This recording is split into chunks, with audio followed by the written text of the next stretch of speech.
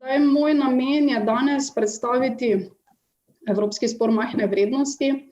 Kot že napovedano strani profesor Ijavčeve, ena izmed uredb dvojčic, dejansko pa tudi zaradi obveznosti do Evropske komisije, saj v okviru evropskega projekta Train to Enforce, v okviru katerega danes tudi in jutri izvajamo seminar, je bilo prepoznano, da je smiselno oziroma potrebno tudi predstaviti in zagotavljati večjo promocijo teh dveh uredb dvojčic. Torej, na prejšnjem seminarju smo se pogovarjali med drugim tudi o Evropskem plačilnem nalogu, kot že rečeno, pa danes seveda Evropski spor majhne vrednosti. In mogoče lahko začnemo z dvema praktičnima primeroma, tega je seveda še več, seveda govorimo o uredbah, ki sodijo na področju civilnih in gospodarskih zadev.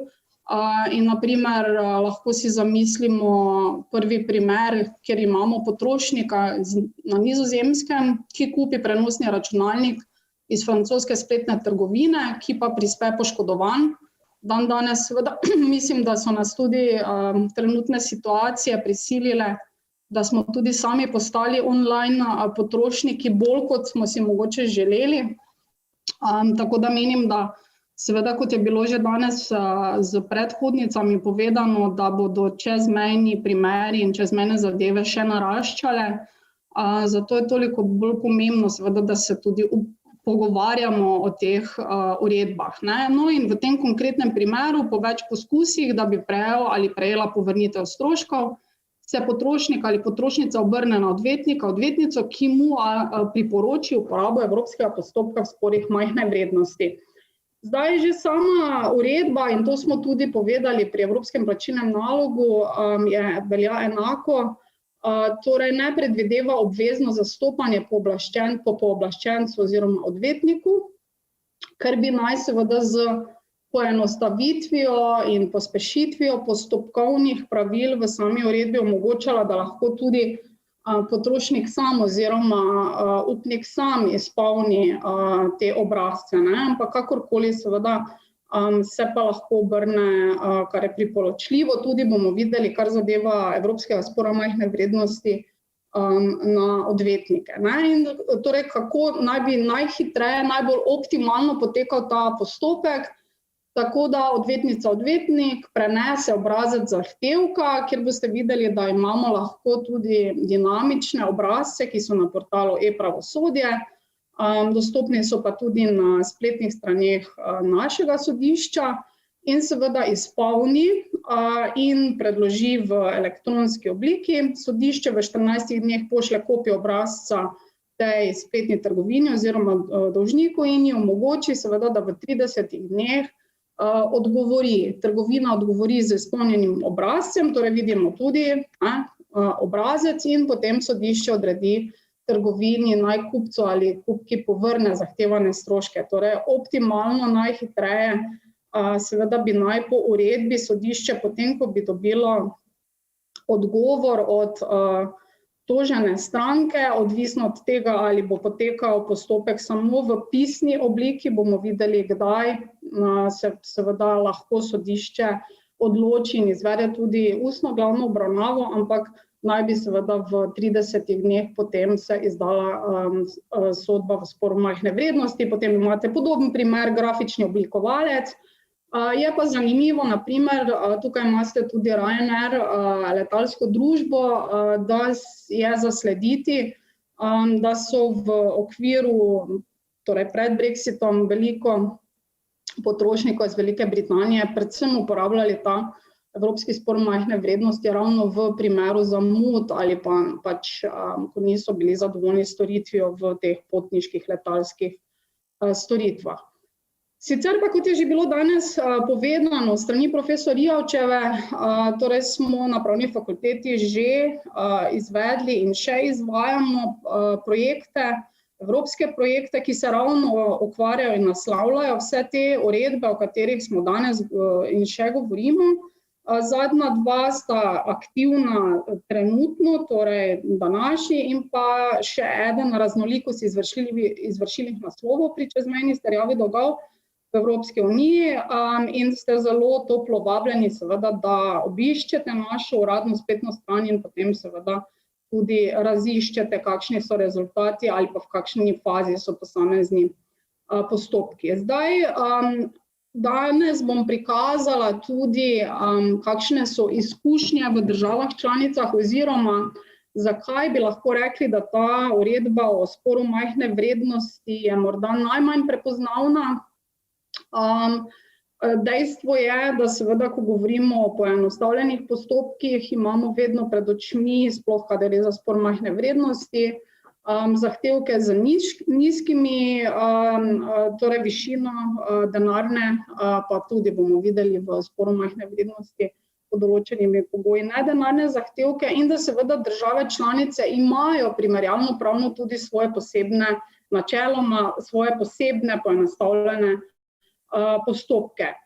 Zdaj, Svetovna banka je naredila tudi študijo glede primerjalno pravnih poenostavljenih sporov majhne vrednosti v državah članicah in lahko vidimo to raznolikost med mejno vrednostjo za uporabo teh postopkovnih pravil v sporu majhne vrednosti, ki torej varira od 1000 evrov, kot je na primer Hrvaška, in pa vse do na primer 25 000 evrov, kjer je tudi Avstrija, ali pa UK, torej Združeno kraljestvo, ki naj ne bi imelo sploh zgornje meje. Tako da, ko bomo govorili o uporabi posebnega postopka po uredbi o sporu majhne vrednosti, bomo seveda morali imeti pred očmi tudi posebnosti primerjalno pravnih ureditev. Zakaj? Zato, ker bomo videli, da sama uredba pušča zelo dosti prostora nacionalnim postopkovnim ureditvam. Tako da gre za neko delno unifikacijo, še vedno pa seveda, čeprav gre za kontradiktorni postopek, dopušča oziroma pušča veliko praznin in s tem se zapolnijo seveda nacionalne ureditve. Tu je mogoče zanimivost ta, torej na podlagi študije je bilo tudi izvedeno, kakšen je najnižji znesek, na podlagi katerega bi nek potrošnik sprožil postopek, torej tukaj se je predvsem Svetovna banka usmerila na nacionalne poenostavljene postopke, in vidimo, če najdemo Slovenijo, slovenski potrošniki so odgovorili, da nekje pri 800 evrih bi seveda bili pripravljeni sprožiti spor majhne vrednosti. Tukaj pa na primer, ker se bomo danes tudi pogovarjali o vprašanju, stroškovnem vprašanju, v razmerju do nizke vrednosti samega spora, je potem potrebno tudi vedeti, kakšne so sodne takse. Ker bomo videli, da seveda tudi uredba dopušča seveda pod določenimi pogoji, da te sodne takse niso nesorazmerno visoke v primerjavi z nacionalnimi ureditvami spora majhne vrednosti, tako da dopušča spet vdor nacionalne ureditve in seveda lahko vidimo, da je mogoče za upnika tudi zanimivo, preden se odloča, kateri postopek sprožiti, tudi da se torej pridobi podatke o tem, kakšne so sodne takse v teh poenostavljenih postopkih. Tako da vidimo tukaj Slovenija, torej kakšne različne sodne takse so po državah članicah. Sicer pa kot splošno začnemo uvodoma, da je uredba seveda v veljavi že od leta 2007, torej govorimo o uredbi o uvedbi evropskega postopka sporov majhne vrednosti. Načeloma tudi v uvodni izjavi je evropski zakonodajalec dal poudarek, da se uporablja za potrošniške spore in pa v okviru majhnih in srednje velikih podjetij.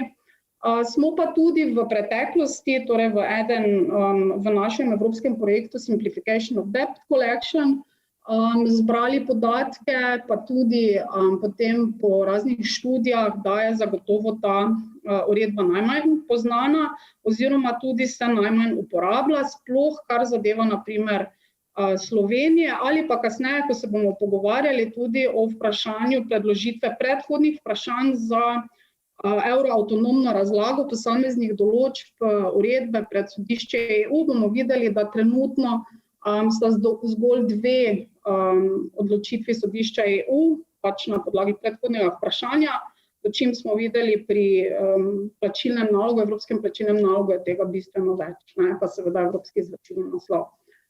Tako da sama uredba dejansko je zelo nedodelana, omogoča zgolj temeljna načela, procesna jamstva in kot že rečeno pušča seveda dosti prostora za nacionalne ureditve.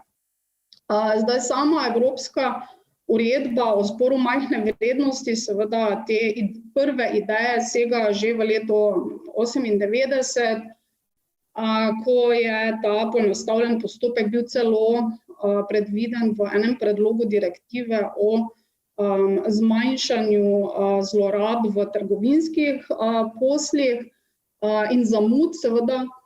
Potem seveda nadalje zelena knjiga, ki je bila, oziroma zelena listina, ki je bila tudi povod in kasneje tudi podlaga, da je bila sprejeta uredba. Zdaj v samem postopku je evropski zakonodajalec naletel na kar različna stališča držav članic, še posebej, ker je prvi predlog vseboval tudi možnost, da bi se ta uredba uporabljala ne samo v primeru čezmejnega, torej da gre za čezmejno zadevo, ampak tudi za domače postopke. Sploh, na primer, ker v nekaterih državah članicah ne poznajo spora majhne vrednosti, vendar je potem bilo izdano pravno mnenje institucije, ki je dejansko pač onemogočilo, da bi se ta predlog sprejel in sedaj imamo zgolj v čezmejnih zadevah ravno zaradi tega, ker pač ta uredba temelji na 65. členu PES oziroma 81. členu pogodbe o delovanju Evropske unije, kjer gre pač za pravosodno sodelovanje v čezmejnih civilnih zadevah. Tako da, ja, so pravila, ki omogočajo poenostavitev, pospešitev, še vedno pa moramo imeti v mislih, da gre za alternativni postopek in seveda omogoča upniku, da izbere bodisi evropski spor majhne vrednosti, bodisi evropski plačilni nalog. Danes smo slišali tudi, kakšne so možnosti glede pridobitve tega vseevropskega potnega lista z evropskim nalogom o izvršbi, evropskim izvršilnim naslovom, oziroma kdaj bi seveda prišla v uporabo bruseljska uredba 1A. Še vedno pa imamo na razpolago nacionalne postopke.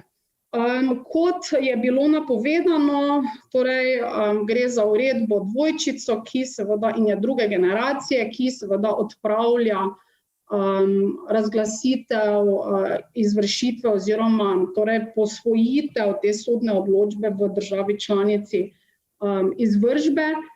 Gre za nadnacionalni postopek, torej postopek v kontradiktornem smislu, ki bo pripeljal do izdane sodne odločbe v evropskem postopku spora majhne vrednosti. Tako da uredba tudi predvideva izdajo posebnega potrdila, certifikata, s katerim bo pa seveda lahko potem upnik šel v državo izvršbe in seveda sprožil izvršilni postopek. Za razliko od evropskega plačilnega naloga in evropskega izvršilnega naslova se evropski spor majhne vrednosti uporablja za sporne in nesporne terjatve in pa uredba je doživela že spremembo in sicer z tole uredbo, ki jo imate tukaj navedeno, 1215/2421. Ta uredba je dejansko vplivala tako na evropski plačilni nalog, kot tudi na uredbo o sporu majhne vrednosti. Vendar, kot bomo videli, pri slednji uredbi je je bil večji poseg narejen, kar pomeni, da je očitno evropski zakonodajalec ugotovil, da seveda zaradi nepoznavanja ali pa neuporabe je potrebno seveda doseči tudi neke prilagoditve ali spremembe.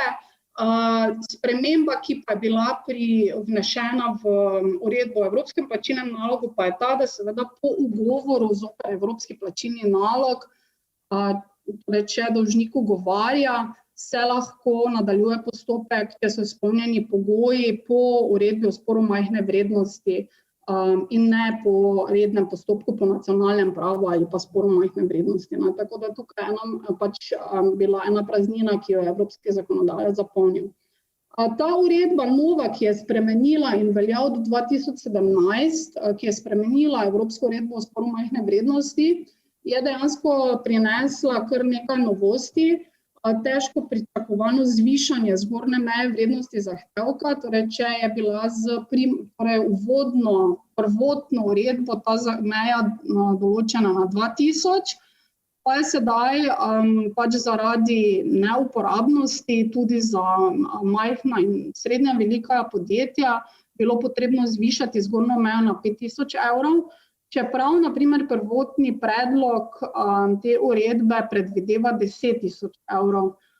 Spor majhne vrednosti v nekaterih državah varira, torej meja, zato so morali doseči neko soglasje, ampak bomo pa videli na koncu pri mojih sklepnih ugotovitvah, da že evropski zakonodajalec v tej sami novi, torej ta uredba, ki je spremenila, predvideva, da bo šele potem, ko se bo leta 2, torej v tem letu bo potekala ponovna analiza uporabnosti te uredbe, da bi se seveda razmišljalo o zvišanju, kar pomeni, da verjetno na kakšne 10 000 evrov. Novost te spremenjene uredbe je tudi, da se vse bolj zateka k spodbujanju uporabe sodobne komunikacijske tehnologije, in ker smo na področju ekonomičnosti, pospešitve, poenostavitve postopka, je tudi na tem področju glede stroškov postopka ena sprememba, ki pa spet ni dosegla tisto, kar je bilo v prvotnem predlogu. Bomo pa videli seveda, kaj ureja sedaj. Pomanjkljivost prvotne uredbe je bila, da izrecno ni urejala možnosti izvršitve sodne poravnave in sedaj seveda tudi to predvideva ta sodna poravnava, ki jo potrdi sodišče ali pa je sklenjena, je izvršljiva na enak način kot sodba izdana v postopku v drugi državi članici. Sodbe izdane v tem postopku v državi članici izvršbe. Pa tako kot smo slišali tudi danes od naše predstavnice Evropske komisije, tudi ta uredba predvideva možnost, da sodišče uporablja že jezikovno različico standardnega obrazca potrdila v dinamični spletni obliki, če seveda upnik pove sodišču, v katero državo članico bo šel z izvršbo. In pa kar je razlika te uredbe do uredbe o evropskem plačilnem nalogu, je, da nekako spodbuja sodišče k tem, da zagotavlja po svojem strokovnem osebju, na primer tudi praktično pomoč pri izpolnjevanju standardnih obrazcev, in to še, na primer, uredba izrecno določa.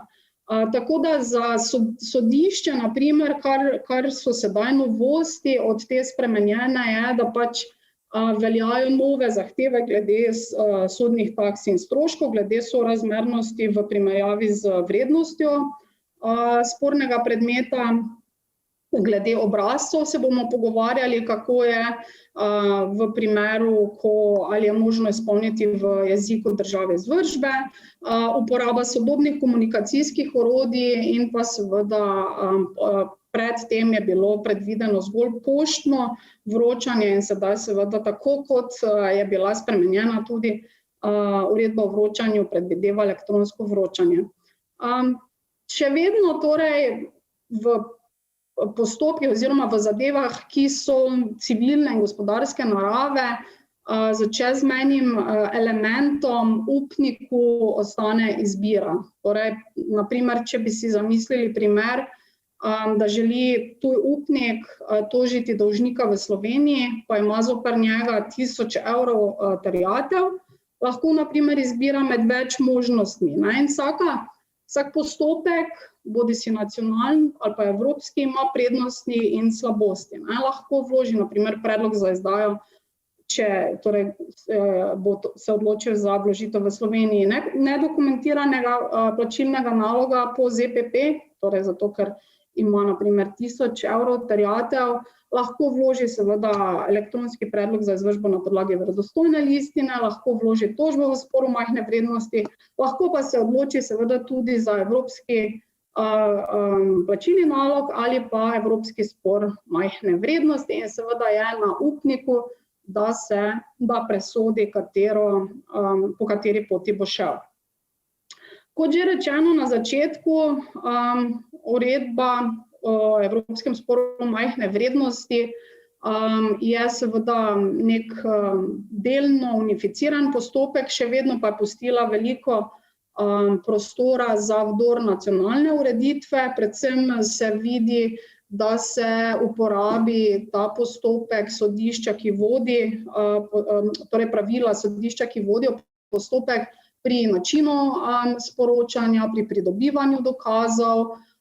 Pravna sredstva bomo videli sploh ne predvideva, ampak tukaj pušča seveda ureditvam v nacionalnih sistemih. Postopek izvršbe seveda suvereno vsake države članice, da sama torej po svojem postopkovnem postopku za izvršbo opravi izvršbo in pa seveda tisto splošno pravilo za vseh tista vprašanja, ki niso urejena v uredbi, da se še vedno uporabi torej procesno pravo države članice, v kateri teče postopek, seveda ob upoštevanju ciljev in namenov uredbe. Zato je težko govoriti, da imamo pred seboj enotni evropski postopek sporu majhne vrednosti. Torej vidimo, da je vdor nacionalnih ureditev kar obsežen. Zdaj primerjalno pravno so se ravno zaradi tega nekatere države članice, na primer Nemčija, odločile, da so sprejele neke izvedbene določbe. Zdaj pri nas se zakonodajalec tega zato ni odločil, bo pa seveda v primeru, ko posamezna procesna pravila v evropski uredbi niso urejena, subsidiarno uporabil ZPP v posebnem postopku spora majhne vrednosti, kolikor pa tam ni seveda določbe rednega postopka. Zdaj, če bi primerjali na hitro naš postopek z evropskim postopkom, torej naš SMV z evropskim postopkom, lahko rečemo, da je bistvena razlika seveda, da pri nas ni mogoče uporabiti obrazcev. Videli bomo, da uredba v primerjavi z našo ureditvijo predvideva instrukcijske roke za sodišča, predvsem torej zaradi te hitrosti, prožnosti. Ni potrebe imeti pooblaščenca za sprejem pisem, če je stranka v tujini, tuja stranka, in pa sodba izdana je izvršljiva takoj, torej pravno sredstvo nima suspenzivnega učinka in pa seveda glede stroškov bomo videli, če bodo ti stroški nesorazmerni z vrednostjo zahtevka, se ne glede na to, da velja načelo uspeha v pravdi, vsi stroški ne bodo priznali. Tako da to je seveda ena velika element ali pa dimenzija, ki jo mora seveda upnik imeti v mislih, ko se odloči, kateri postopek bo uporabil. Tukaj imamo že eno staro odločitev sodišča EU, sicer se je ta navezovala na uporabo Bruselske konvencije, ampak dejansko se povezuje s tem, kako uporabiti nacionalna pravila v vseh teh primerih, kjer pač uredba ne daje odgovora in seveda, kot že rečeno, da je za učinkovito izvrševanje uredb potrebna uporaba določenih postopkovnih pravil notranjega prava, ki pa ne smejo ogroziti cilja uredb. Torej še vedno je potrebno imeti pred očmi cilje uredbe. Zdaj pred spremembo z uredbo iz 2015 je seveda naš zakonodajalec nekako sledil tudi tej vrednosti, ker je bil spor majhne vrednosti na evropski ravni 2000 evrov, pa tudi spor majhne vrednosti v našem nacionalnem, sedaj pa seveda se uredba od tega odmaknila in povišala vrednost spornega predmeta. Kot že rečeno, da uredba ni dodelana, lahko vidimo tudi, da se bo na določenih področjih uporabila tudi uredba o dokazovanju in pa ne glede na to, da ureja avtonomen, torej poseben svoj način vročanja, pa vseeno omogoča subsidiarno uporabo načinov vročanja po evropskem plačilnem nalogu, ki je seveda imel zgled po evropskem izročilnem naslovu, oziroma lahko pride do uporabe tudi uredbe o vročanju, še posebej, kot smo slišali danes, ko gre za vprašanje zavrnitve ali odklonitve sprejema pisanja strani tožene stranke, če to pisanje ni v jeziku, ki ga razume. In pa seveda mednarodna pristojnost, uredba o sporu majhne vrednosti ne vsebuje svojih avtonomnih pravil glede mednarodne pristojnosti, zato se bo seveda tukaj uporabila tudi bruseljska uredba 1A. Področje uporabe, kot že rečeno, vedno, kadar gre za čezmejno zadevo v civilnih in gospodarskih zadevah, ta pojem civilne in gospodarske zadeve seveda treba razlagati evroavtonomno, tukaj že obstaja kar vrsta odločitev o razlagi tega pojma s strani sodišča EU.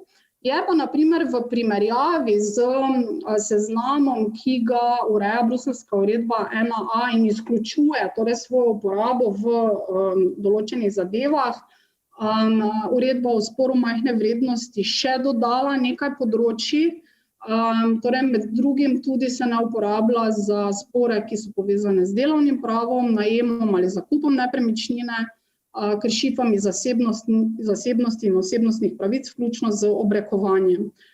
Bomo videli seveda, da si je ponovno evropski zakonodajalec pustil možnost, da ponovno presodi, če morda ne bi tudi omogočil nadaljne spremembe in tudi spore na področju delovnega prava, tudi kadar gre za spore majhne vrednosti, tako da bomo videli, če bo na podlagi analize torej sedanje uporabe uredbe prišlo do kakšnih sprememb. Zdaj, kar zadeva vrednosti spornega predmeta, kot že rečeno, sam zahtevek ne sme presegati 5000 evrov, pri čemer je tukaj treba seveda vzeti neto vrednost, torej gleda se zgolj glavnica brez obresti, stroškov in drugih izdatkov, in sicer v trenutku, ko pristojno sodišče prejme obrazec zahtevka. V teh zahtevkih seveda lahko upnik vloži bodisi ugotovitveni oblikovalni dajatven, pri čemer dajatveni lahko obsegajo tako nedenarne kot denarne terjatve, pri nedenarnih samo, če jih je mogoče izraziti v denarju, torej v vrednosti uporabe te uredbe. Možnost seveda zvišanje zahtevka med postopkom, pri čemer bo to pomenilo, da se bo ta postopek prelevil v reden postopek, ali pa znižanje, kjer pa bi seveda se znižanje moralo posebej predlagati, da se uporabijo obrazci in ta poseben evropski postopek sporu majhne vrednosti.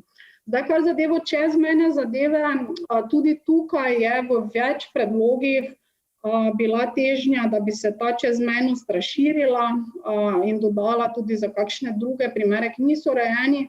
Sicer pa zelo splošno uredba določa, da gre za čezmejno zadevo, če vsaj ena od strank ima stalno ali običajno prebivališče v državi članici, ki ni država članica sodišča, torej sodišče, ki vodi postopek. In ena težnja, predlog je bil, da bi bilo smiselno omogočiti uporabo te uredbe tudi, če sta na primer upnik in dolžnik v državi članici, kjer je sodišče postopka, pa je treba izvršbo opraviti na premoženje v drugi državi članici. Ampak seveda zaenkrat uredba tega ne predvideva.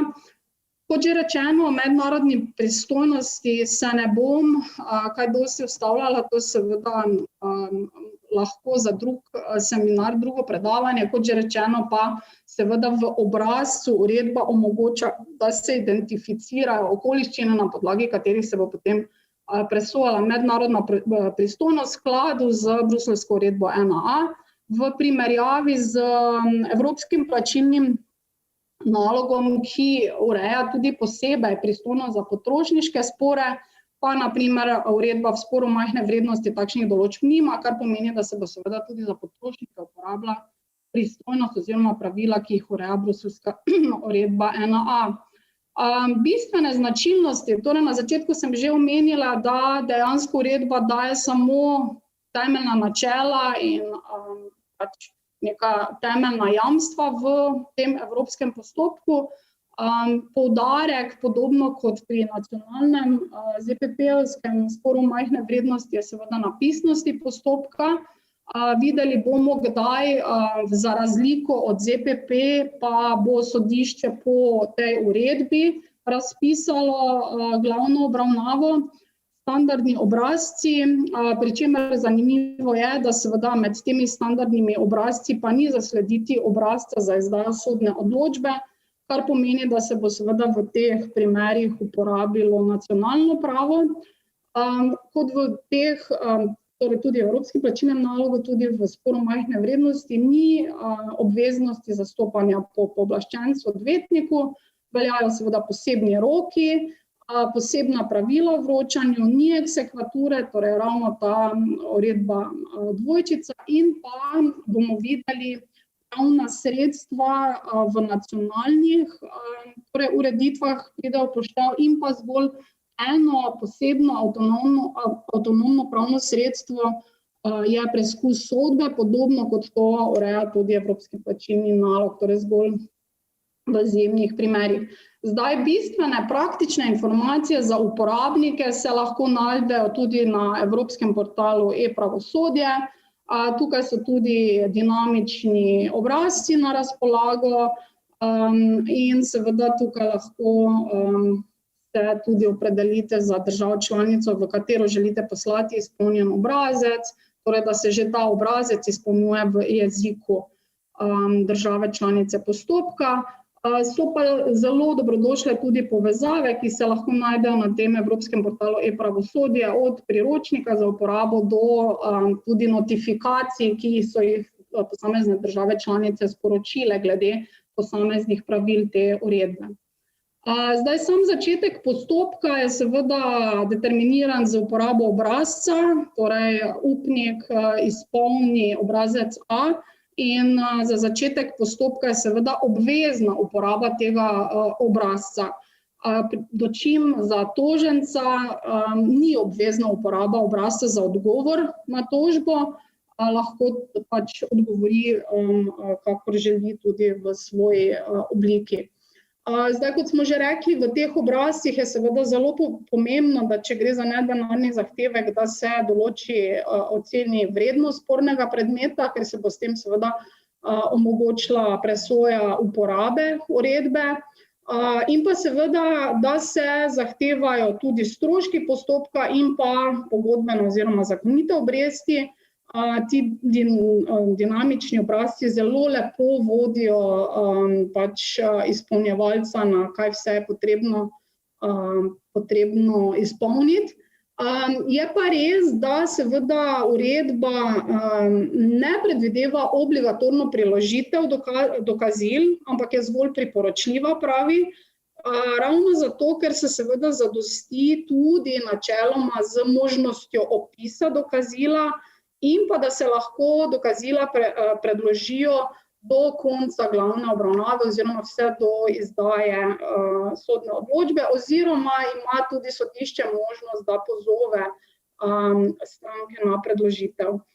Podobno kot seveda po našem torej sestavinah v tožbi, tudi v uredbi, evropski uredbi pravna kvalifikacija oziroma opredelitev pravne podlage ni obvezna sestavina.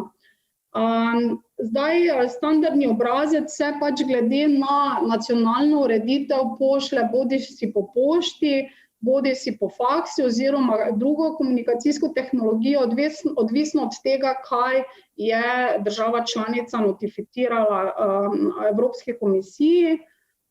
Enako torej velja seveda, da so stranke tiste, ki morajo navajati dejstva in zbirati dokaze in sodišče seveda na to v okviru razpravnega načela vezano. Je pa razlika v primerjavi na primer z nacionalno ureditvijo spora majhne vrednosti, da ni omejitve navajanja novih dejstev in dokazov. Na to nekako napeljuje tudi uvodna izjava preambule Evropske uredbe, ki pravi, vendar pa lahko tožeča stranka, kadar je ustrezno, predloži tudi nadaljnje dokaze med postopkom.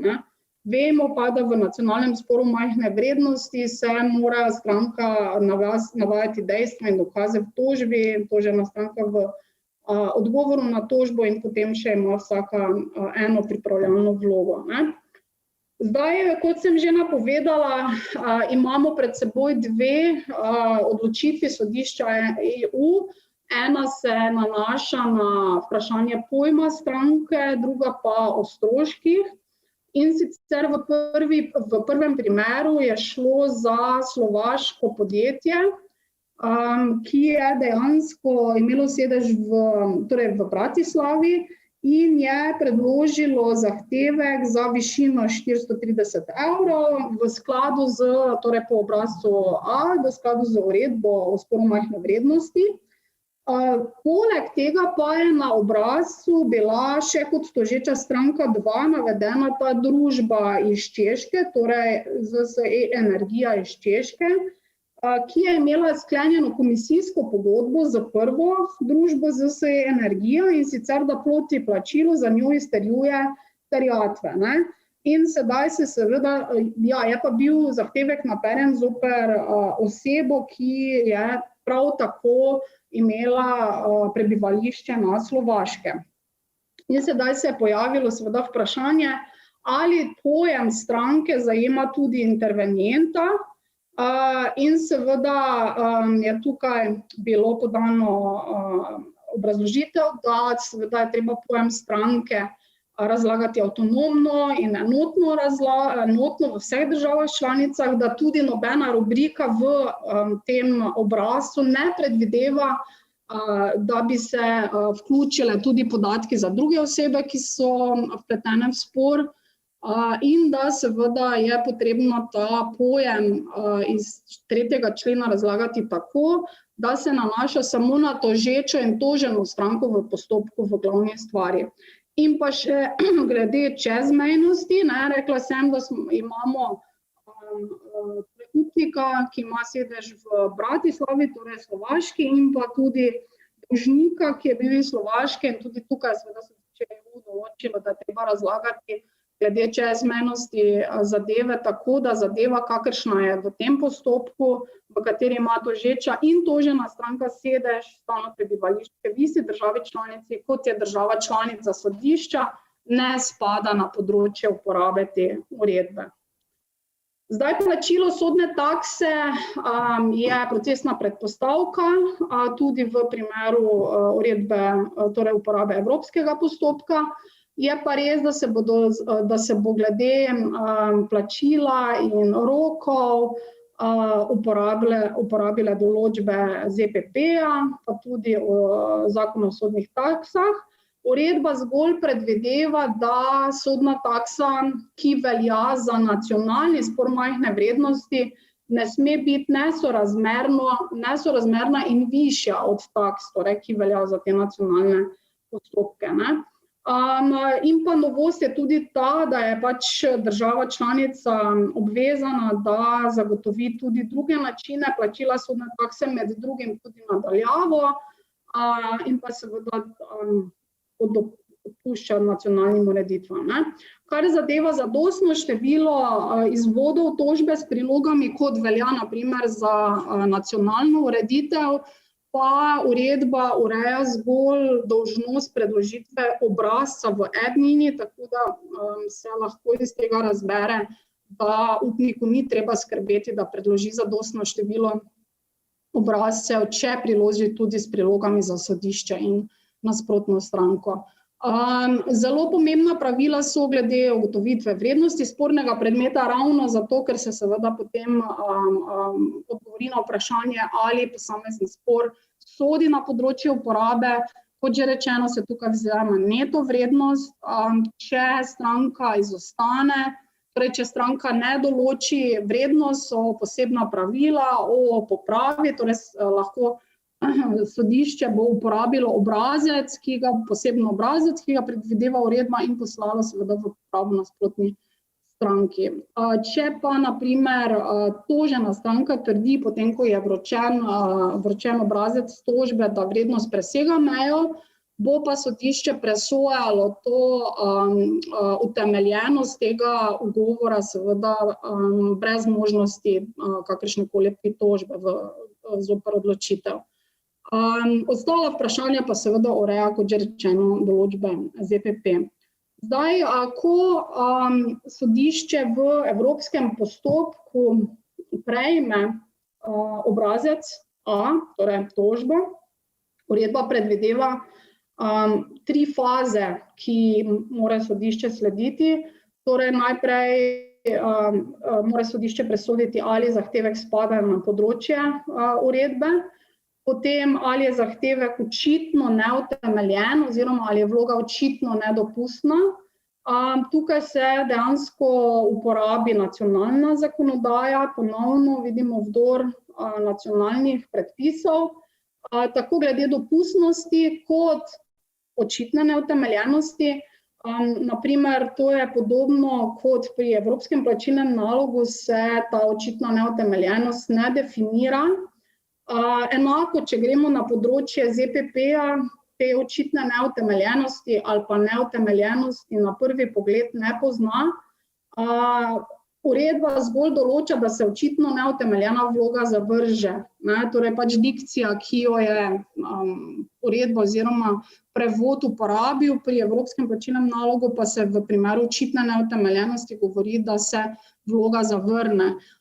Za vsakem primeru se pač iz vloge sodišče izloči tiste zahtevke, ki so očitno neutemeljeni glede na dejstva, ki jih je predložil upnik in zaradi katerih pač ne more izreči posledice, ki si jo upnik želi. Torej, očitno neutemeljenost na prvi pogled. In pa potem zanimivo je, da je ta faza popolnosti tožbe dejansko preseljena šele potem, ko sodišče presodi dopustnost in utemeljenost na prvi pogled tega zahtevka, pa šele potem presoja, ali je tožba popolna in v tem primeru predvideva obrazec B za možnost odprave pomanjkljivosti, dočim pri očitno neutemeljenem zahtevku pa takšnega obrazca na odpravo pomanjkljivosti ne predvideva. Torej, očitno nesklepčne tožbe ne pošilja nazaj v odpravo pomanjkljivosti. Zdaj, ko je seveda ta predhodni preizkus obrazec A prešel, se bo seveda obrazec A, če obstajajo skupaj s prilogami, če te obstajajo, vročil v odgovor tožencu, ta ima 30 dni za odgovor. Dopušča uredba celo, da lahko preden se izteče ta 30-dnevni rok, zaprosi sodišče za podaljšanje roka za odgovor. In pa zanimivo je, da uredba posebej predvideva, da v primeru zamude tega 30-dnevnega roka sodišče izda sodbo na podlagi stanja spisa, na podlagi pač dejstev in predloženih dokazov do tiste faze, ko je seveda iztekel rok za odgovor toženca. V samem obrazcu, če bi šli gledati, je obrazloženost bolj elementarna, podobno kot pri obrazcu A. Torej se zahteva, da se pač opiše dokaze in seveda po potrebi predloži, enako pa lahko toženec predloži dokaze tudi kasneje. Kar zadeva jezika, seveda obrazec naj bi bil preveden v jeziku ali pa seveda napisan v jeziku, ki ga tožena stranka razume, oziroma gre za jezik, ki je v uporabi v državi članici naslovnici in seveda lahko toženec zavrne pač ta obrazec in zahteva prevod, sodišče pa je dolžno seveda v skladu z uredbo o vročanju toženca na to tudi opozoriti, in pa odgovor toženca se vroči tožniku v odgovor. Zdaj, kakšne so možnosti, kaj se lahko tožena stranka v odgovoru zahteva, je seveda tukaj navedeno, pa mogoče bomo to preskočili. Bolj pomembno je, na primer, da uredba predvideva tudi možnost vložitve strani tožene stranke nasprotne tožbe in seveda navaja, da se ta nasprotna tožba ne razume v skladu z nacionalnimi pravili, ampak v smislu bruseljske uredbe 1a, ki dejansko določa, da se bo kot nasprotna tožba upoštevala takšna tožba, ki izhaja iz iste pogodbe ali dejstva, na katerem temelji prvotna tožba. Torej, drugače kot na primer ZPP-ovska ureditev. Torej, ta nasprotna tožba, ki jo toženec vloži na obrazcu A, mora izhajati iz iste pogodbe, iz katere izhaja tudi tožba tožeče stranke oziroma dejstva, na katerem temelji tudi prvotna tožba. Tako da, kot že rečeno, bo seveda za nasprotno tožbo veljale enaka pravila, kot veljajo za tožbo, in seveda more stranka, nasprotna stranka oziroma tožena stranka vložiti nasprotno tožbo v obrazcu A. Zdaj, sama uredba ne ureja roka za vložitev te nasprotne tožbe posebej, lahko pa seveda toženec v samem obrazcu odgovora ali pa pač, če tega obrazca ne bo uporabil, seveda opozori, da bo vložil nasprotno tožbo.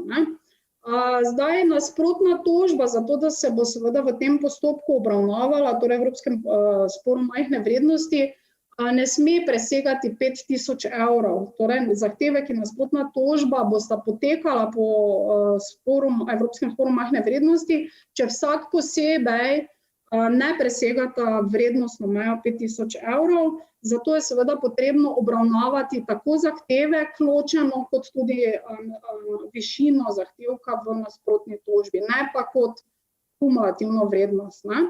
In pa posebej pobot sam po sebi ne pomeni nasprotne tožbe, in to uredba tudi posebej določa, zato lahko seveda pobot uveljavlja tožena stranka kot pobotni ugovor, ne pa za nasprotno tožbo. Zdaj, torej izvedba glavne obravnave v luči primarnosti načela pisnosti se bo izvedla le, če bo sodišče menilo, da sodbe ni mogoče izdati na podlagi pisnih dokazov, oziroma če bo stranka to zahtevala. Torej, ta zahteva pa more obsegati tudi razloge, zakaj stranka zahteva izvedbo glavne obravnave, saj bodo s tem povezani tudi stroški. Sploh, če imamo v mislih, da gre za čezmejno zadevo, se lahko potni stroški poveča. Zato seveda bo sodišče presojalo utemeljeno zahteve stranke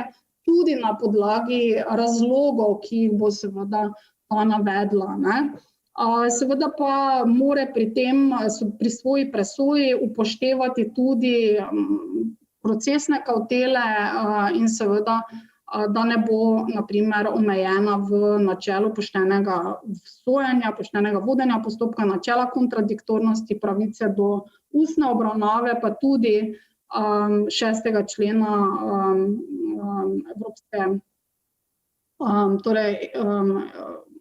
Evropske konvencije o človekovih pravicah. Razlogi za zavrnitev se morajo tudi pisno utemeljiti, torej da sodišče, če bo zavrnilo samo izvedbo glavne obravnave, mora to pisno utemeljiti in bo seveda stranka presojo te utemeljenosti izpodbijala samo v pravnem sredstvu zoper sodbo, ne pa posebej. In tu so seveda takšni obrazci, kjer seveda, oziroma ti odlomki iz obrazca, kjer seveda stranka že sama določi, ali želi glavno obravnavo, ne. Kar zadeva jezika postopka, je bilo danes že pri moji prvi gosti povedano, torej tukaj seveda mogoče bi samo povedala, da uredba določa, da mora biti obrazec zahtevka odgovor in vsak nasprotni zahtevek in vsak odgovor na nasprotni zahtevek se posredujejo v jeziku sodišča, torej pred katerim se vodi postopek. In seveda tukaj se stroški prevoda nekako zmanjšajo, glede na to, da gre za uporabo obrazcev. Če pa je kakšna druga listina, pa seveda uredba posebej določa, da jo prejme sodišče, ki jo prejme sodišče v jeziku, ki ni jezik postopka, lahko sodišče zahteva prevod te listine. Torej, obveznost, da se predloži obrazec v jeziku postopka, torej v jeziku sodišča, pred katerim poteče postopek, je zgolj za zahtevek, za odgovor, nasprotni zahtevek, ne pa tudi za druge listine. Zdaj, kaj pomenijo druge listine? Načeloma tu veljajo za dokazne listine, to je tudi ena izmed odločitev sodišča EU, da prevod tistih listin, pač da se lahko zahteva prevod tistih listin, ki so za razumevanje predmeta in podlage tožbe nujne. Torej, bo sodišče tudi presodilo, ali je za kakšno drugo listino potreben prevod, saj kot že rečeno, s tem povezani stroški, ne. Če stranka ne vloži vlogo v jeziku sodišča, se seveda v primeru, če sodišče v Sloveniji uporabijo določbe ZPP glede nerazumljive vloge in da se to vrne v popravo. Kar zadeva prevoda dokazne listine, pa naš ZPP odkazuje na zahtevo potem, da če gre za tujo listino, je potreben uveden prevod. Kot že rečeno, pravica naslovnika, da odkloni seveda po uredbi o vročanju. Pri glavni obravnavi se spodbuja uporaba videokonference, to je bilo ravno z spremenjeno uredbo še bolj poudarjeno, in pa nekatere možnosti, kdaj seveda stranka lahko tudi, če je fizično vabljena, da se fizično udeleži, lahko zahteva videokonferenco in obratno, vse pod opozorilom, da bo seveda potem to vplivalo tudi na odločitev glede sorazmernosti stroškov v okviru vrednosti spornega predmeta. In pa mogoče še to, da v uvodnih izjavah uredba posebej določa, da v okviru načela pisnosti primarnega naj bi se ustne obravnave izvedle le izjemoma, torej v primeru, ko same sodbe ne bi bilo mogoče izdati na podlagi pisnih dokazov ali kadar se sodišče na zahtevo stranke strinja z izvedbo glavne obravnave. V vseh drugih primerih pa seveda pridejo v poštev določbe ZPP, če je sodišče tisto, ki odloča. Zdaj pri pridobivanju dokazov bi samo povedala znova poudarek na uporabi tehnologije. Tudi tukaj, na primer, sodnik presoja v skladu z načelom sorazmernosti in hitrosti, ali se bo zadovoljil z pisnimi izjavami prič, strank, izvedencev, ali pa bo seveda soglašal in izvedel tudi ustno obravnavo.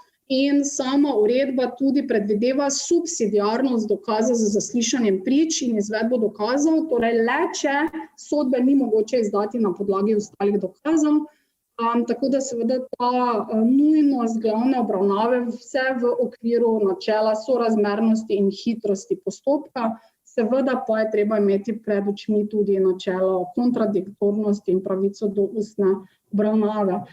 Če gre za izvedbo dokaza v tujini, pa se seveda uporabijo določbe uredbe o dokazovanju, ki je bila tudi spremenjena, torej imamo prenovljeno uredbo o dokazovanju, ki je dejansko bila hkrati v evropskem zakonodajnem postopku kot uredba o vročanju. Sedaj pa bi samo še glede stroškov, kot že rečeno, pri pravilih vročanja imamo avtonomen način vročanja, ki ga predvideva zgolj uredba. Sicer pa se lahko uporabi tudi subsidiarno določbe uredbe o plačilnem nalogu oziroma vročanju. Kar zadeva stroškov, je pa zadeva zelo zanimiva. Namreč stroške postopkov predvideva uredba, da se ureja po načelu uspeha v pravdi, torej nosi stranka, ki v pravdi ne uspe. Vendar sodišče ne bo priznalo povračila stroškov stranki, ki v pravdi uspe, kolikor so ti neupravičeni ali so nesorazmerni z zahtevkom. Torej, tukaj imamo standard neupravičenosti oziroma nesorazmernosti. Vemo, da ZPP predvideva, ki so potrebni za postopek, ne? Sem pa tukaj navedla tudi določene terminološke razlike z drugimi prevodi uredbe. Ne? Naprimer, angleški prevod uredbe uporablja unnecessary incurred, ne? Torej, ki niso potrebni, not vending varen. Torej, kot že rečeno, sodišče presoja v skladu z merilom uspeha ali v kakšnem sorazmerju seveda priznati te stroške. Tako da imamo tudi sodno odločbo, da v primeru razhajanja jezikovnih različic besedil uredbe je treba določbo razlagati glede na splošno sistematiko in namen ureditve, katerih del je.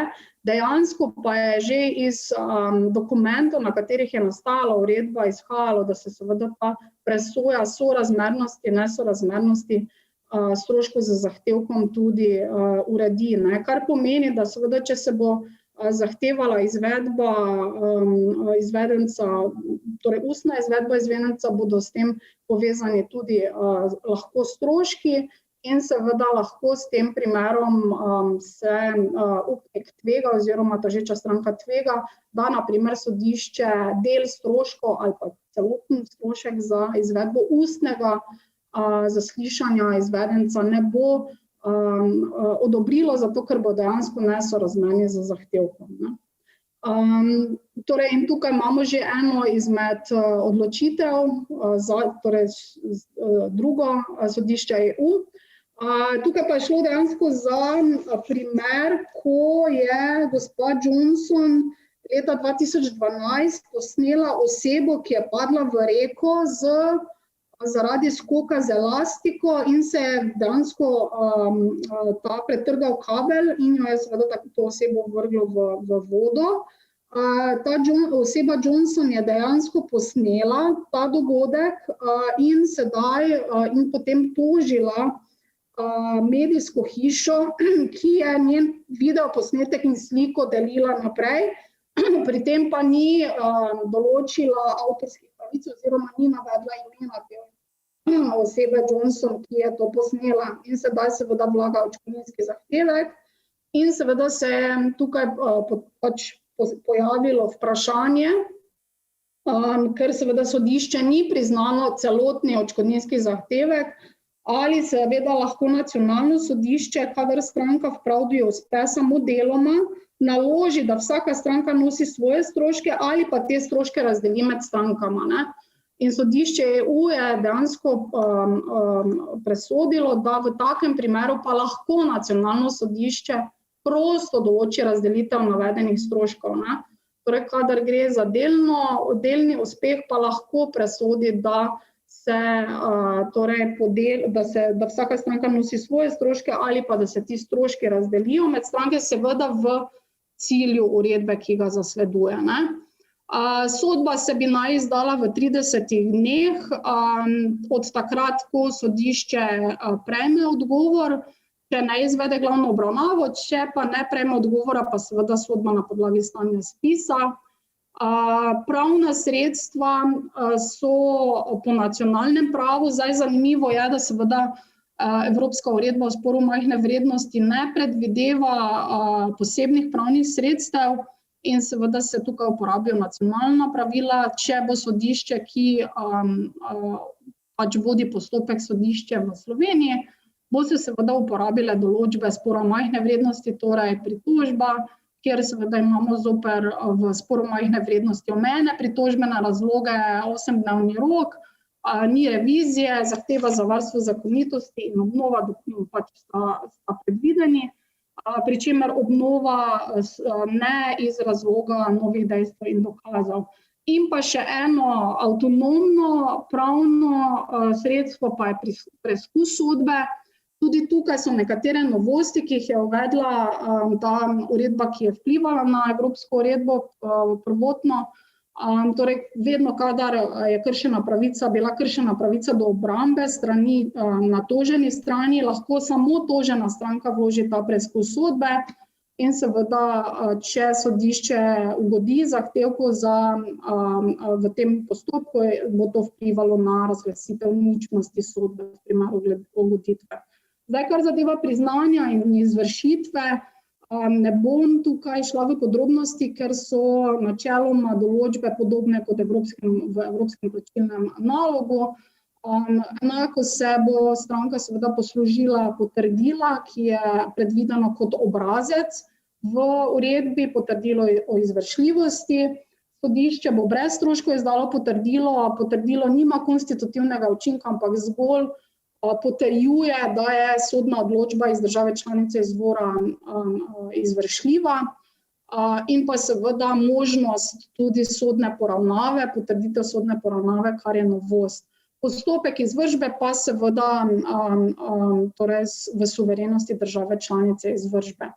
In seveda pravna sredstva, podobno kot pri Evropskem plačilnem nalogu, tudi tukaj zgolj lahko tožena stranka torej ugovarja nezdružljivost sodbe ali pa zahteva tudi, naprimer, če gre za pravno sredstvo v državi članici izvora ali pa državi članici izvršbe, bodisi prekinitev oziroma omejitev izvršbe, torej da se omeji izvršba na zaščitne ukrepe ali da se predloži jamstvo, torej varščina, ali pa lahko tudi postopek izvršbe predlaga prekinitev. Če je država članica izvršbe, bi v tem slednjem primeru prišla v poštev pravilo o odlogu izvršbe. Zdaj na koncu bi jaz seveda ugotovila, da tako kot velja za Evropski plačilni nalog, je tudi Evropski spor majhne vrednosti dobrodošel postopek, ki ima cilj poenostavitev in pospešitev postopka. Je pa res, da so še nekatere možnosti za izboljšanje in povečanje seveda uporabnosti te uredbe. Ena ugotovitev je, na primer, da sami obrazci ne obsegajo informacij za toženo stranko, kakšne so posledice pasivnosti, če ne vloži odgovor.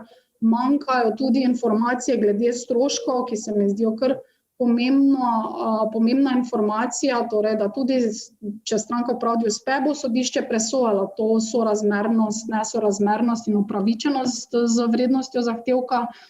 In pa že v sami torej uredbi, ki spreminja uredbo o sporu majhne vrednosti, si je komisija nekako izgovorila možnost v prihodnosti, da se bo ta uredba še spreminjala. In tudi ni naključje, seveda, da je Evropska komisija namenila finančna sredstva tudi z namenom, da se na tem področju povečajo izobraževanja pravnih strokovnjakov. Tako da hvala lepa za to, da ste poslušali, mi sledili in sedaj bi prosila za vprašanja.